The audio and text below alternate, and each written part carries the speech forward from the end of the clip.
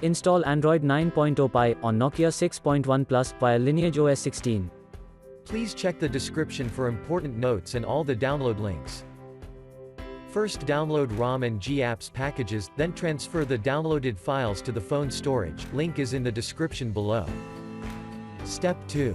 Boot your device into TWRP recovery. Once in TWRP, click on Wipe, Advanced Wipe, and select the check boxes, as shown in the image, excluding internal storage. Step 4. Swipe the button to wipe the device. Step 5. Go back to the recovery main screen, and tap on the Install button. Step 6. Navigate to the storage, and select the ROM zip file. Step 7. Finally, swipe the button on the screen, to install ROM file. Step 8. Flash the GApps zip package, in the same manner. Step 9.